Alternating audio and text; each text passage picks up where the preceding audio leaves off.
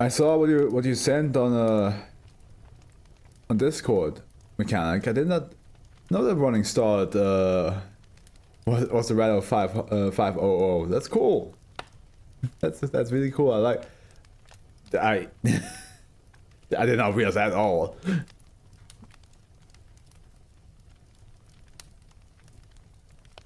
I hope they're okay. I hope they're doing, because I'm not sure if they're still around or if they're just like lurking. Pretty nice, pretty neat. That's awesome. That's actually really cool. I like that. I also got surprised when I found it. I mean, yeah. I didn't even like think about it. Oh my eye.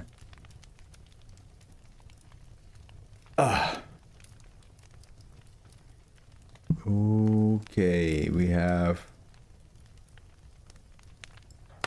Yes, we have Amaro as our next author, and the last SCP that they wrote was not too long ago. To be honest, it was 2700, I believe.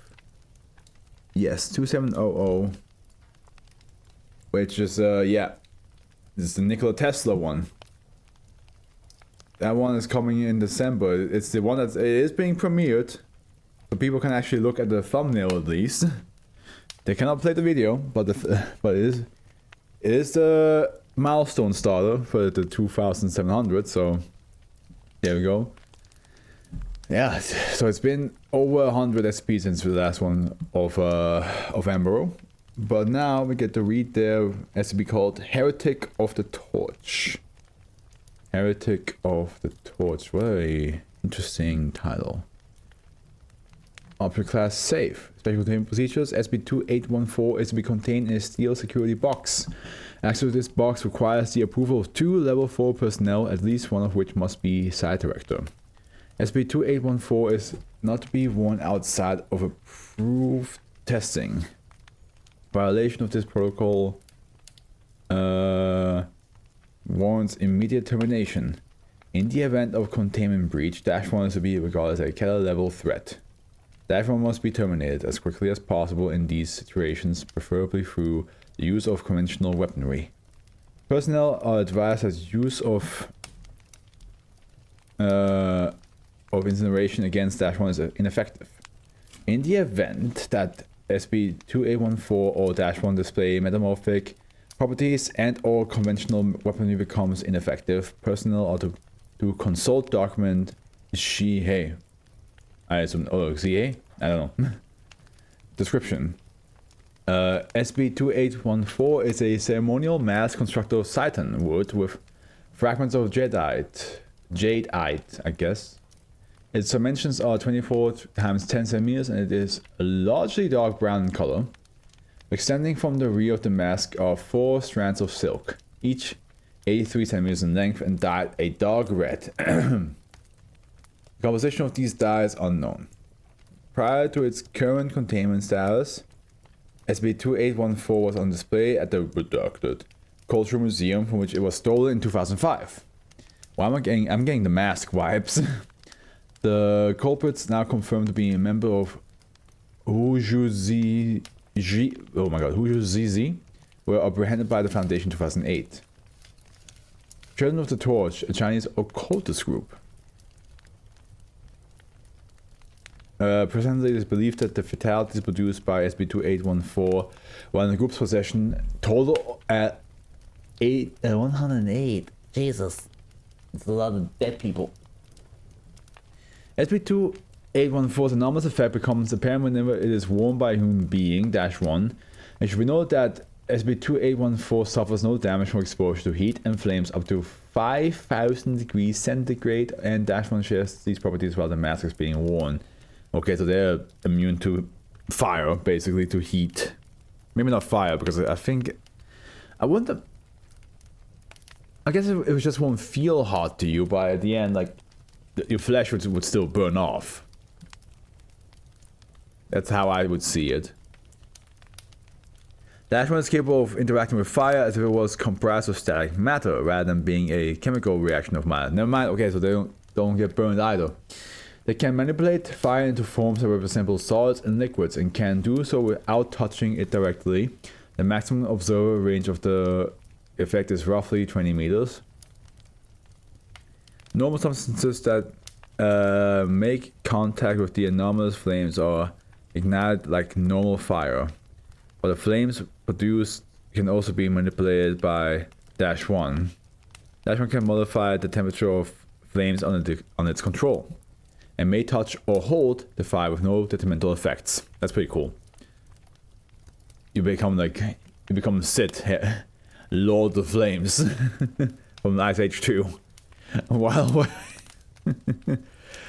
I blame my cousin. Like every time he makes a fire successfully, like a campfire, he just says it like, he just looks at me and he's just like, "I'm Sith, Herr der Flammen," which is the German way of saying Lord of the Flames, because he watched Ice Age in German. Well, I also did.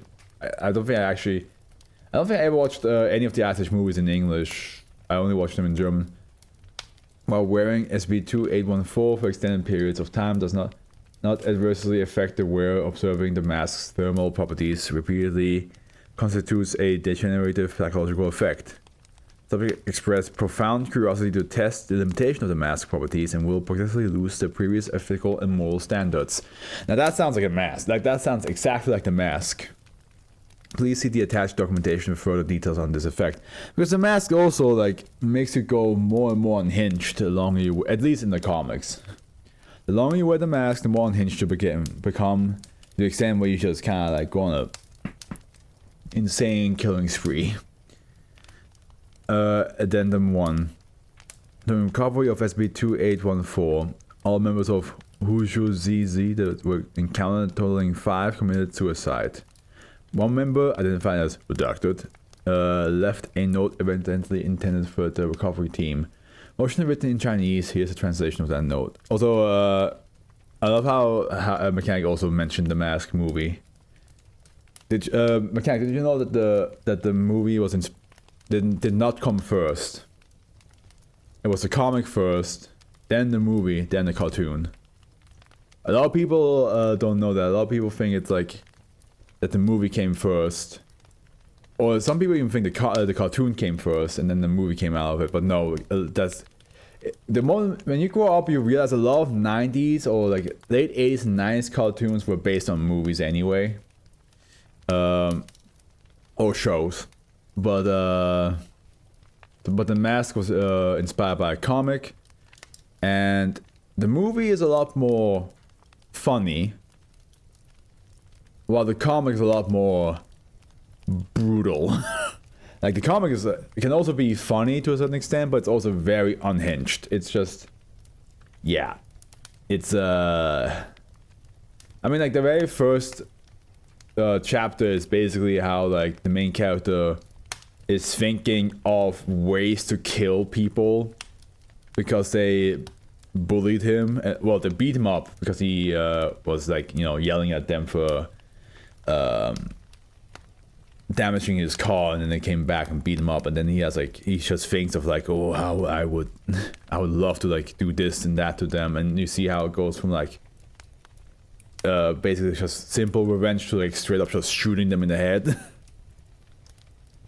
And also like the Mask in the movie, like I think it was Stanley, right? That's the main character's name. He found it by a river. Well, in the comics, he just found it in a shop. He just bought it for his girlfriend, and then one moment he just decided to wear it, and then like went on a killing spree. Yeah, it's definitely a lot different. Not only that, but in the comics, a lot more people end up wearing the mask. In the movie, 2 people did, and the dog. But in the comics, like I think like 6 different people wear the mask. And they all have like different like ideas and ideals and willpower. But the mask corrupts you in the comic. That's why I'm thinking in this case it's also the same thing. Like it's like slowly taking over, slowly making you do more and more dangerous things. Addendum 1. During recovery of SB2814, all members of Huzhu ZZ that were encountered totaling 5 committed suicide. I read this already, but I'm reading it again because I did not pay attention. One member identified as redacted left a note evidently intended for the recovery team, originally written in Chinese. Here is a translation of that note. I don't know who you are, or what you think you understand. Just listen to me. Destroy the mask. Don't put it on or try to do anything with it. Just kill it. Burning it won't work. You must get expunged. Yes. I helped steal it. Yes. I participated in all those killings, but that's the extent of what you know. You don't know what I've seen, what happened when our leader put it on, or what would have happened if I hadn't forced it off him. We love our radiant father, but we cannot resurrect him like this. Not by means of the heretic. That's another thing. That's a big difference though in the, well, I know that this is not the mask, but I'm just now comparing it to the mask because it's fun. The mask, you could not force it off a person. Like, if the person wears it, they have to decide to take it off. You yourself, another person cannot force you. They could not pull the mask off. But if you decide, like, okay, I'm done, you can take it off. But yeah. Addendum 2. It was determined by Dr. Jack Garland, an anthropologist of Chinese culture and mythology, that SCP-2814 was crafted in BCE by who was associated with the same extinct religious group upon which Hojo-CC practices are based. It's believed to have maintained tenuous and frequently hostile relations with other members of the group. Dr. Garland, given his considerable experience with the Hojo-CC artifacts, was a loaded supervision of SCP-2814's evaluation and experimentation. For details of the ensuing incident, please see here. Is this... Well, this is connected to 2814. We have to read it. Well, know something, tell me. Well, keep on reading. Recovered journal of Dr. Garland and attached documentation. Entry 1, Hojo-CC has been busy. I'm probably saying that wrong, by the way. It's supposed to, I'm pretty sure it's supposed to be like Hojo-CC. Something like that, you know? Juzi? I have no idea. But like there's like the whole like the fluctuations that Mandarin and Chinese language are known for. I'm not gonna bother with that. I'm sorry. I'm definitely butchering it, but I'm just gonna go on. After 3 years of grasping at straws, I finally have the damned thing in my hands. I find myself somewhat disappointed. It is crude and mundane, maybe because it's illegitimate. It was crafted by, after all.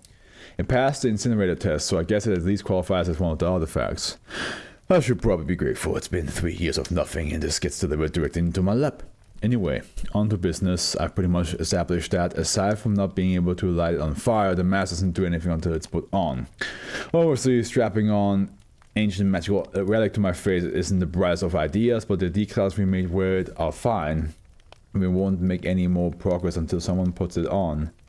That someone might as well be me. There's only one other person with the qualifications, and I don't want Albert to take this risk. He at least still has a family. I would not wear SB. Oh, you would not? I'm surprised. Well, you don't want to be immune to fire and start fucking firebending? Entry 2. This certainly is intriguing. I did catch a glimpse of the mask's power when the D-Class wore it, but I had no idea the effect was this intricate. I hooked up a Bunsen burner for the first few tests, and when I put my hand over the flame, it collapsed in my hand like a puddle of water. It was warm, not hot, just warm. And it really felt like I was holding water. I slowly drained the liquid flame from my right hand into my left, and then back to my right. Nothing spilled, at least until I thought that it logically should spill. Then it did. The floor caught fire. Instinctively, I reached down and scooped the flame back up into my hands, and thought it would be easy to hold onto it if it were solid. It became solid. I was holding a ball made out of solid flame. That's pretty cool, though. That's pretty dope. I may have given less credit than he deserved. This is certainly a remarkable toy that he's created. It doesn't seem, however, that the mask can create gaseous flames. When I tried, the ball in my hand shuddered and exploded into a fine mist. Perhaps that's the closest it can get to actual gas. Maybe it was intentional. Maybe he didn't want invisible fire vapor. Maybe it was just too difficult.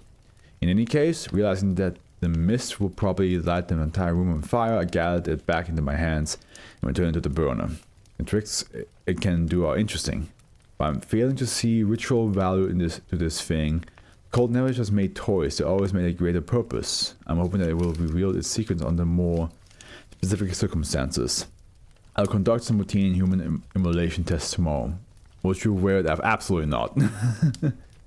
Even though the idea of controlling fire to the extent where you can make it into a liquid or a solid is pretty cool. Like you can just, like I can almost imagine you can stop forest fires by just like touching one end of a fire and just like become a solid.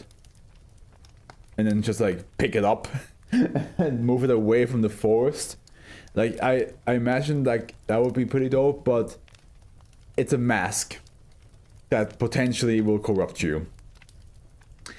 And my black ass will not wear any supernatural masks, okay?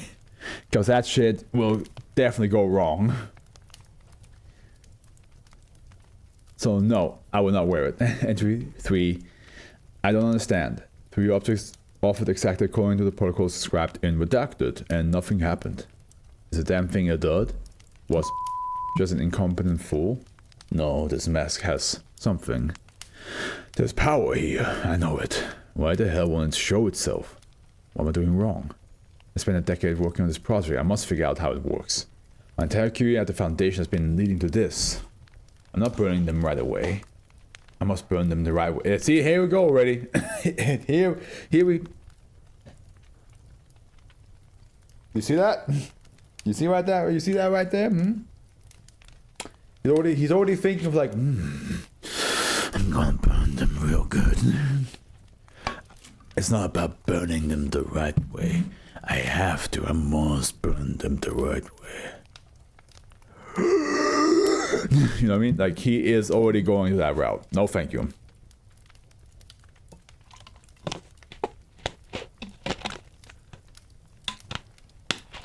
It's believed that the following 2 entries were written after the 3rd testing session but before the destruction of the site. Entry 4. Let burn the warmth swim. Entry 6. The entry consists of 3 consecutive pages of inane text, often written over itself. A phrase, "The third eye burns as it looks to the Father," is repeated in several places. It's believed that the following 2 entries were written after the destruction of the site but before the arrival of security forces. Entry 6. The molecules and thoughts of this facility have been liberated in the billowing. Flesh and steel alike return to iridescent heat, and to our Father. Only one soul remains, a D-class I found huddled and quivering in his cell. So young. He arrived here with the crime of liberating himself from his abusive father, Gene. His name is Gene. I will bring him to his true father and complete his liberation. Latoman. Anybody who watches Fire Force knows what I'm talking about.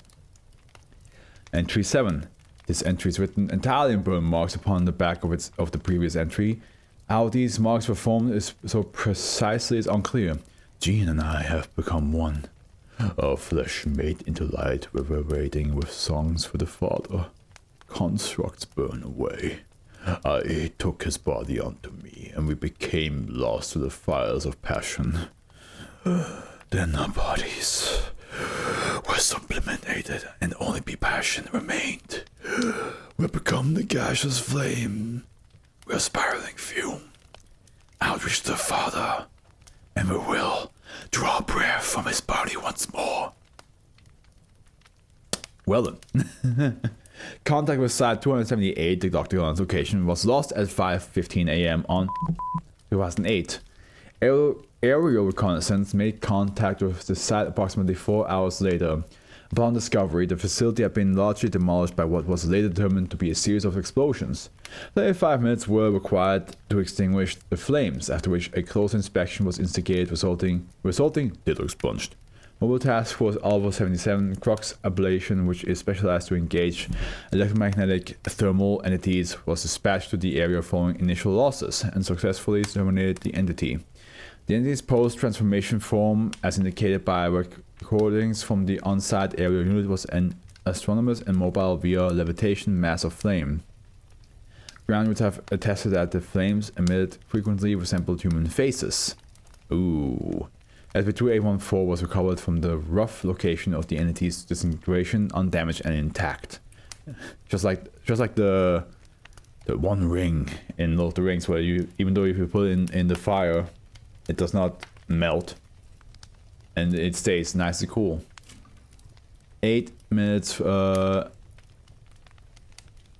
8 minutes following the entity's termination, multiple astronomical observation stations reported a 2.45% increase in detected solar radiation, lasting 14 minutes and 28 seconds.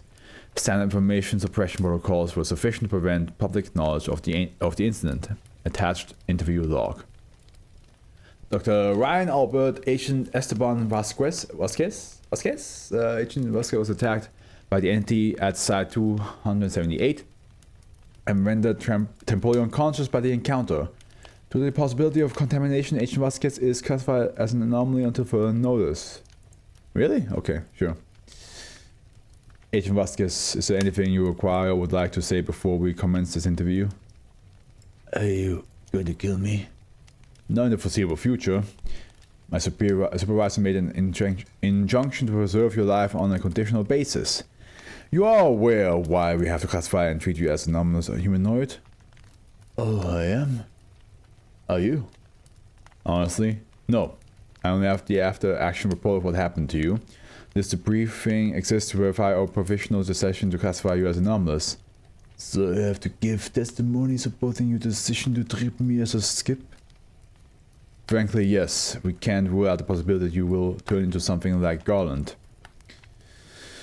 Look, Jack Garland was my friend. I knew him for 10 years. We worked on the Hojo ZZ artifacts since the beginning. I need to know what you saw. I don't remember what happened before I lost consciousness. There was just that thing coming at us and my teammates shouting. Then I woke up in the storm. Storm? A vortex, I guess. That column of fire. I remember that even as abstract and overwhelming as the place was, I was terrified by how tightly wound it was, just stretched and agonizing. A vortex of fire? Well, partly fire. It was also made of voices. I don't mean that there were voices in it, I mean it was made of screaming. Can you clarify further? Not really. I could see the voices, not people. I didn't hear anything. I didn't hear anything at all while I was there. It was horribly silent, but I could see the flames and the screaming. Did you see anything else? I saw Garland. I saw the D-Class he killed. I saw my teammates, and I saw the guy who made the mask. You saw Jack? I saw the voices. How do you know it was the mask's creator? I don't know. Did they communicate anything to you in one way or another? No, but I could tell that they were all helpless. Even the creator. Helpless? I'm sorry. Did you see or feel anything else? I saw the voices attack the creator. I don't know if it was verbal or physical. I think both are the same there. They called him Heretic and said something about the Father's brothers. The Father's brothers? I honestly know nothing more about what they said. Do you have anything else to add at all? I saw stars. One of them, I think, was our sun.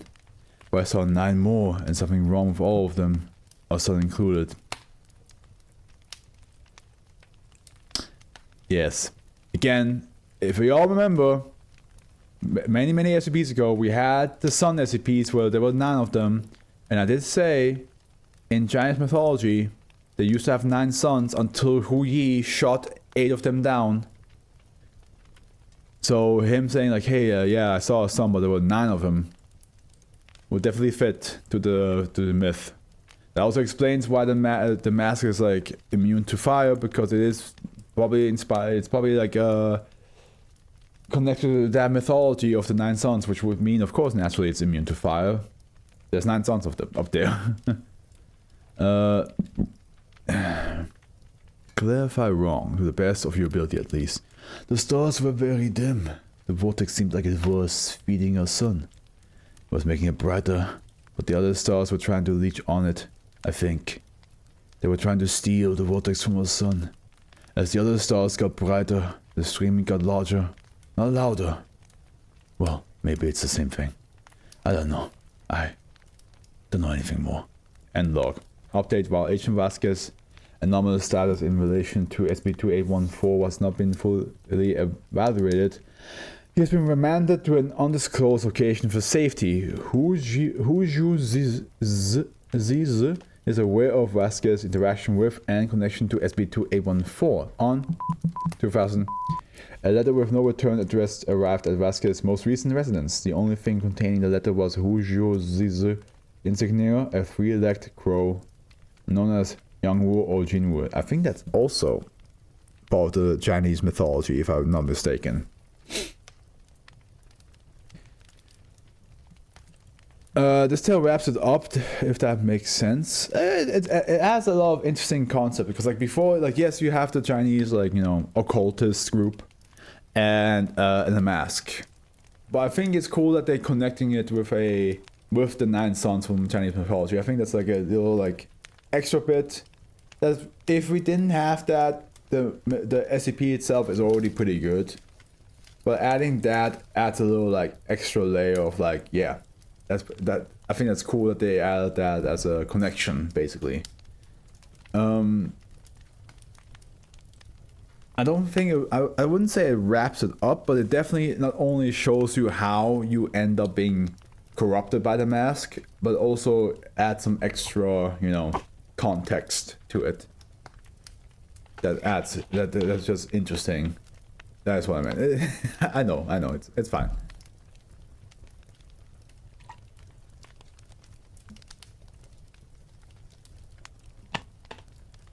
But yeah, if I were them, I would not put that mask on ever again.